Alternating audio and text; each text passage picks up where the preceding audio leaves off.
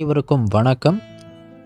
போகர் 7000 எனும் மாபெரும் நூலில் போகர் சித்தர் நமக்காக சொன்ன வாசியோக சூத்திரத்தை, அதன் இரகசியத்தை 6 பாடல்கள் கொண்ட அந்த வாசியோக சூத்திரத்தை ஒவ்வொரு சூத்திரமாக சொல்கின்றேன், கேளுங்கள். முதல் பாடல், முதல் சூத்திரம். ஆச்சென்ற பேச்சாலே ஒன்றும் இல்லை அரிதான சாத்திரத்தை ஆராய்ந்து பார்த்து, மூச்சென்ற மூச்சாலே சகல ஜனம் இறந்தார் மூச்சடங்கி சாகாமல் முயற்சி கேளு.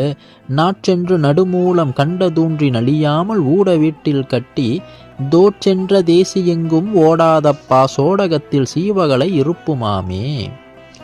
இந்த பாடலினுடைய பொருள், அப்பா ஆற்றென்ற பேச்சால, நாம் பேசுகின்ற இந்த பேச்சால ஏதாவது பயன் பெறுவோமா என்று கேட்டால் தெரியவில்லை. அதனால் மாபெரும் பயன் ஒன்றும் கிடையாது.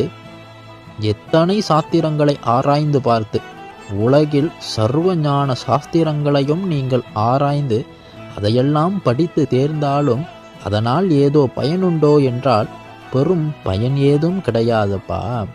காரணம், மூச்சென்ற மூச்சாலே சகல ஜனம் இறந்தார்கள்.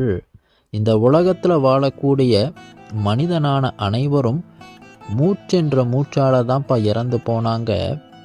இந்த மூச்சு ஓடிக்கொண்டே இருக்கின்றது.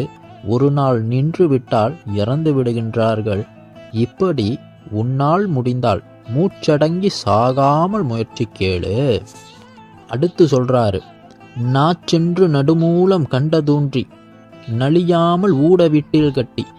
இந்த நாக்காகப்பட்டது, நாச்சென்று நடுமூலம், நாக்காகப்பட்டது நடுமூலத்திற்கு சென்று அந்த இடத்தில் சரியான வீட்டினுள்ளே நுழையும் வழியையும் கட்டி, அது என்ன நடுமூலம் என்று கேட்டால் அழுகணி சித்தர் ரொம்ப அழகாக நமக்காக சொல்கின்றார்.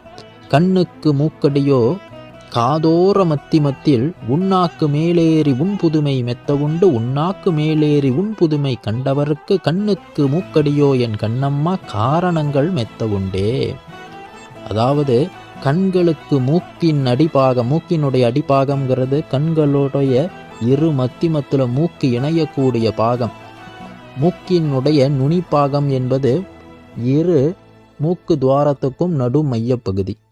இப்படி இரு கண்களுக்கும் நடு பகுதியில், இரு காதோர மத்திமத்தில், 2 காதுக்கும் நடு மத்திமத்தில், அதன் பிறகு உங்களுடைய உச்சந்தலையிலிருந்து நேராகவும் தாடையிலிருந்து நேராகவும், அங்கிருந்து ஒரு குச்சை நீங்கள் சொருகினாலும், இரு காதுகளுக்கு மத்திமத்தில் ஒரு குச்சை நீங்கள் சொருகினாலும், இரு கண்கள் புருவ மையத்தில் ஒரு குச்சை நீங்கள் சொருகினாலும், அவையெல்லாம் எந்த இடத்தினுடைய நடு மையத்தில் நிற்குமோ அதுதான் நடுமூலம்.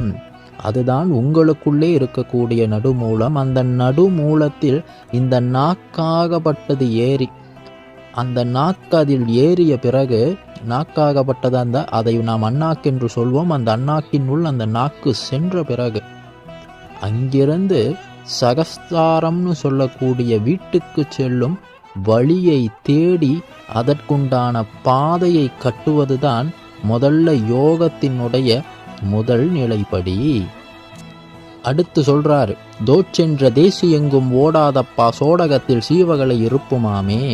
ஒருவேளை உங்க நாக்காகப்பட்டது அந்த நடுமூலத்திற்குள்ளே சென்று அப்படி நீங்கள் முறையான யோகத்தை செய்தீர்கள் என்று சொன்னால், தோ போச்சின்னு சொல்றோம்ல, அந்த மாதிரி இந்த மூச்சாகப்பட்டது எங்கும் போய்விடாது. உங்களுடைய சோடகத்தில், உங்களுடைய அந்த அண்ணாக்கு பகுதிக்குள்ள ஜீவக்கலை ஜீவித்திருப்பதை நீங்கள் உணர்வீர்கள். இந்த மூச்சும் வெளியில் ஓடாது.